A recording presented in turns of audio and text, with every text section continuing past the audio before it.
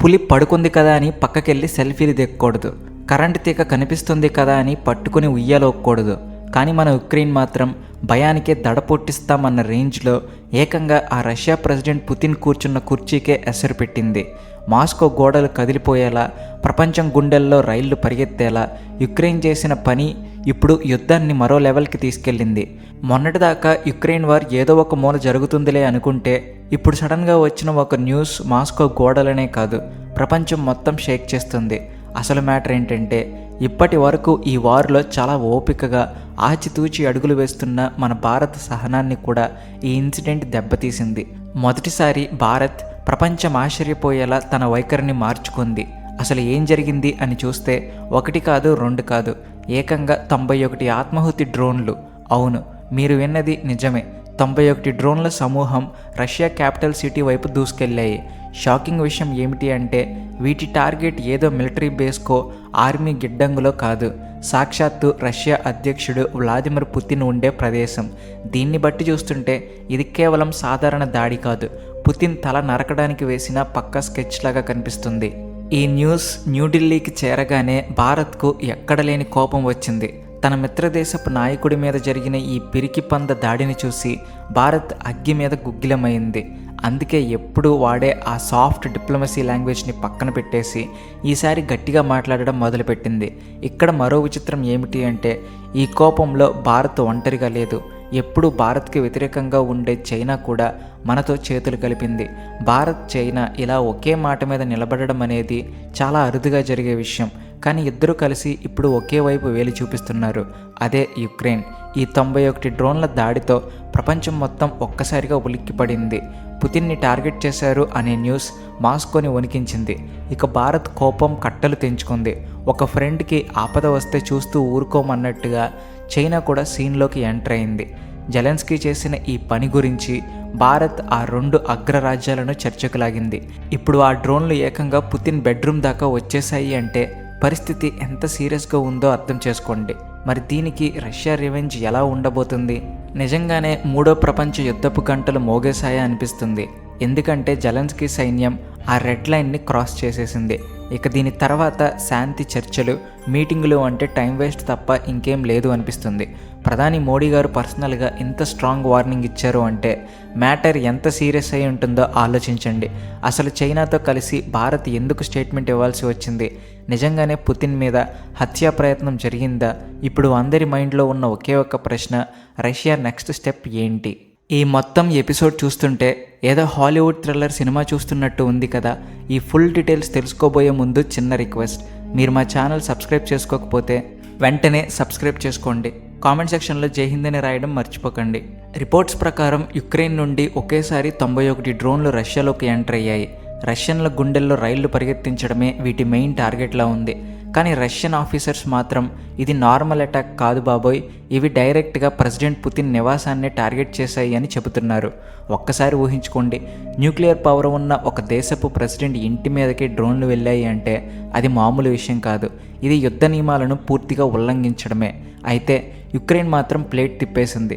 మాకు దీనికి అసలు సంబంధం లేదు, ఇదంతా అబద్ధమని బుకాయిస్తుంది. కానీ రష్యా మాత్రం ఈ మాట నమ్మేలా లేదు. మాస్కోలో సైరన్లు మోగాయి, ఎయిర్ డిఫెన్స్ సిస్టమ్స్ ఫైర్ అయ్యాయి, చాలా డ్రోన్లను గాల్లోనే పేల్చేశారు. కానీ ఇక్కడ డౌట్ ఏంటంటే, కొన్ని డ్రోన్లు ఏమైనా టార్గెట్కి దగ్గరగా వచ్చాయా? ఆ టైంలో పుతిన్ అక్కడ ఉన్నారా? ఈ ప్రశ్నలకు ఆన్సర్ తెలియక ప్రపంచం మొత్తం టెన్షన్ పడుతుంది. ఒకవేళ ఇది నిజమని ప్రూవ్ అయితే మాత్రం ఇక వెనక్కి వెళ్ళే దారి లేదు. రష్యాకి మండుతుంది. ఇక వాళ్ళు ఏ రూల్స్ పాటించరు. రష్యా ఇచ్చే రిటర్న్ గిఫ్ట్ ఎలా ఉంటుందంటే యుక్రెయిన్ మ్యాప్ని మార్చేసేలా ఉంటుంది. శాంతిని దెబ్బతీస్తే భారత్ ఎప్పుడూ సహించదు. అందుకే ఈ న్యూస్ రాగానే ప్రధాని మోడీ గారు అస్సలు లేట్ చేయలేదు. సోషల్ మీడియా ప్లాట్ఫామ్ ఎక్స్లో తన ఆవేదనను, కోపాన్ని గట్టిగానే వెళ్ళగక్కారు. ఏ దేశాధినేతను టార్గెట్ చేయడం అయినా సరే అది క్షమించరాని నేరమని క్లియర్గా చెప్పేశారు.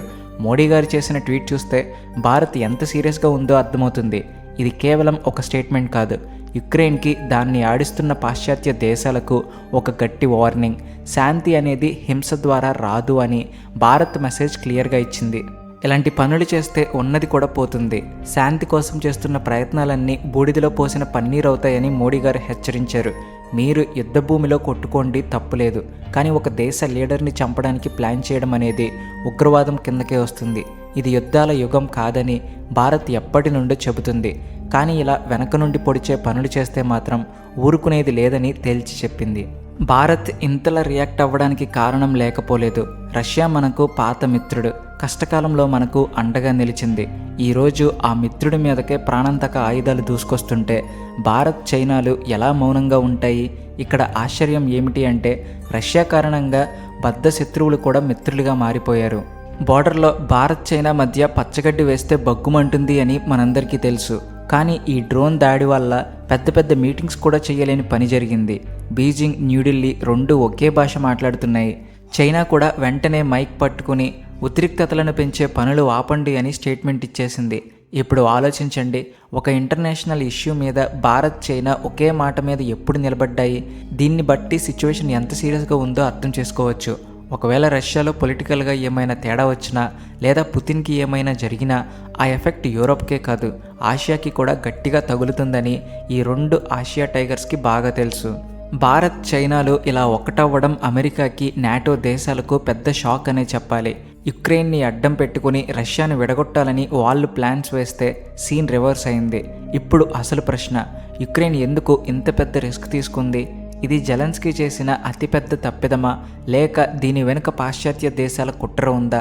91 డ్రోన్లను మాస్కో వరకు పంపడం అంటే చిన్నపిల్లల ఆట కాదు. దీనికి పక్కా శాటిలైట్ డేటా కావాలి, పర్ఫెక్ట్ ప్లానింగ్ ఉండాలి. యుక్రెయిన్ ఒక్కటే ఇంత పని చేయడం అసాధ్యం. సో దీని వెనుక అమెరికా లేదా నాటో హస్తం ఉందా అనే అనుమానాలు కూడా వస్తున్నాయి. ఎవరు చేసినా సరే భారత్కి కోపం తెప్పించి చాలా పెద్ద తప్పు చేశారు. ఇన్నాళ్ళు భారత్ తటస్థంగా ఉంటూ శాంతి కోసం ట్రై చేస్తుంది. కానీ ఈ దాడితో భారత్ తన స్టాండ్ని మళ్ళీ చెక్ చేసుకోవాల్సి వచ్చింది. యుక్రెయిన్కి నిజంగా వార్ ఆపాలని ఉందా లేదా అనేది ఇప్పుడు డౌట్గా మారింది. 2025లో ఈ వార్ ఆగిపోతుందని ప్రపంచం ఆశపడింది. కానీ ఈ ఒక్క దాడితో ఈ ఆశలన్నీ గల్లంతయ్యాయి. బహుశా కొంతమంది కావాలనే ఈ వార్ ఆగకూడదని కోరుకుంటున్నారేమో అనిపిస్తుంది. ఇక అందరినీ భయపెడుతున్న విషయం, రష్యా ఇప్పుడు బ్రహ్మాస్త్రం తీస్తుందా? పుతిన్ దెబ్బతిన్న పులిలాంటి వారు అంత ఈజీగా మర్చిపోరు. క్రెమ్లిన్ మీద డ్రోన్లు ఎగిరితే ఆ సౌండ్ కీవ్ బంకర్లలో వినిపిస్తుంది. రష్యా తన స్ట్రాటజీని మార్చబోతుందని ఎక్స్పర్ట్స్ అంటున్నారు. ఇప్పటి వరకు రెసిడెన్షియల్ ఏరియాల జోలికి వెళ్ళని రష్యా ఇప్పుడు గేర్ మార్చొచ్చు. డైరెక్ట్గా యుక్రెయిన్ ప్రెసిడెంట్ ఆఫీస్నో పార్లమెంట్నో లేపేయచ్చు, లేదా ఇప్పటి వరకు గోడౌన్లలో దాచిన ప్రమాదకరమైన ఆయుధాలను బయటకు తీయొచ్చు. ఇదే జరిగితే వార్ మూడో ప్రపంచ యుద్ధంగా మారడానికి ఎంతో టైం పట్టదు. అందుకే భారత్ అంత గట్టిగా వార్నింగ్ ఇచ్చింది. ఇప్పుడు మనం 2025 ఎండింగ్లో ఉన్నాం. కానీ ఈ దాడి రష్యాని, ప్రపంచాన్ని కొత్త టెన్షన్లోకి నెట్టేసింది. ఇది కేవలం డ్రోన్ దాడి కాదు, ఒక సూపర్ పవర్ ఆత్మగౌరవం మీద జరిగిన దాడి. అలాంటప్పుడు ఆ దేశం రియాక్షన్ మామూలుగా ఉండదు. భారత్ తన ఫ్రెండ్కి సపోర్ట్ చేస్తూనే శాంతి కావాలని కోరుకుంటుంది. మోడీ గారి స్టేట్మెంట్ ప్రపంచానికి ఒక అలారం లాంటిది. ఇప్పుడు జాగ్రత్తగా ఉండకపోతే, డిప్లొమసీకి దారులు మూసుకుపోతే ఆ మంటల్లో అందరూ కాలిపోతారు. ప్రపంచం ఇప్పుడు ఊపిరి బిగబట్టి చూస్తుంది.